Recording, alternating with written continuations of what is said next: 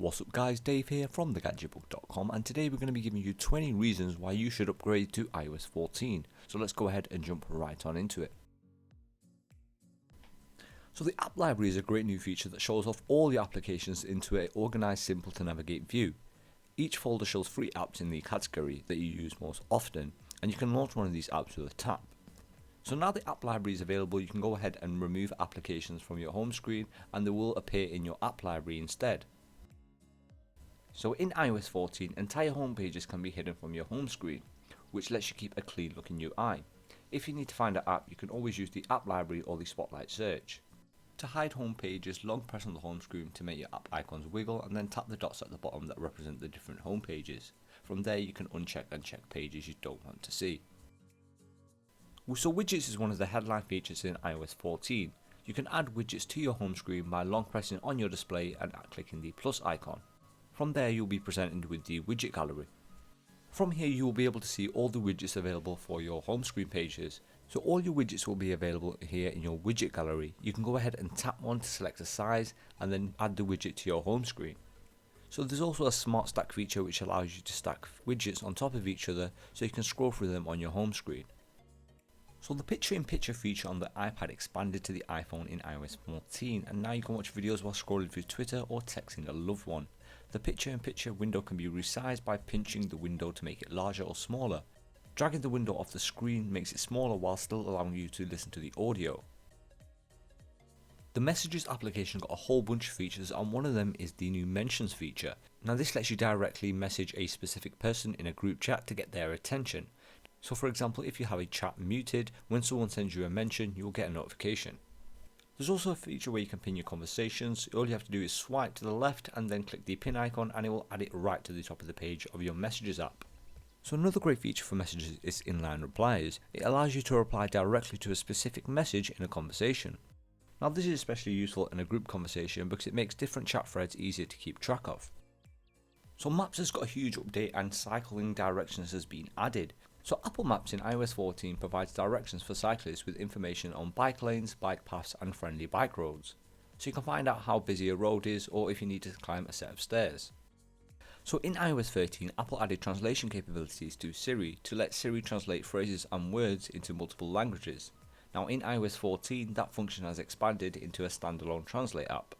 So languages to translate between can be selected at the top of the app, and it supports either voice entry or text entry. So all translated content can be spoken aloud for pronunciation purposes, and the app supports many different languages such as Arabic, Mandarin, Chinese, German, Italian and much more.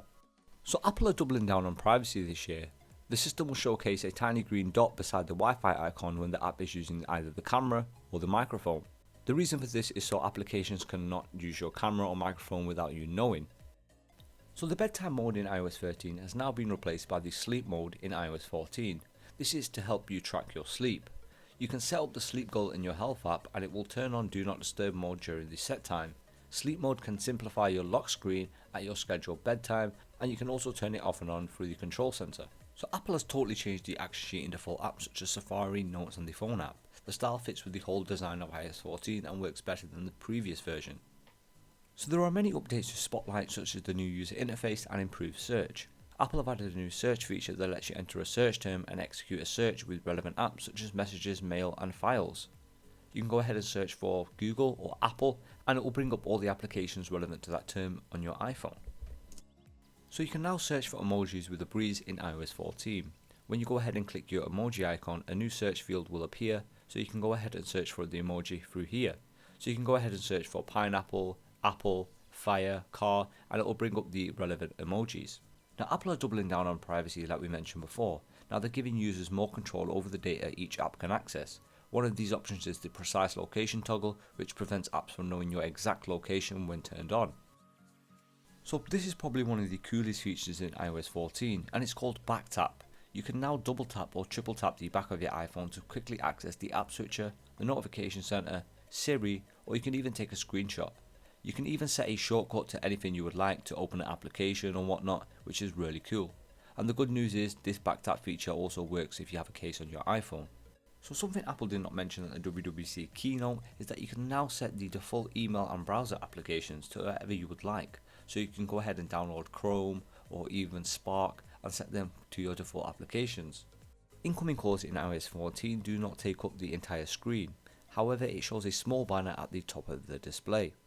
You can swipe up to dismiss or you can swipe down to see more options and answer the call.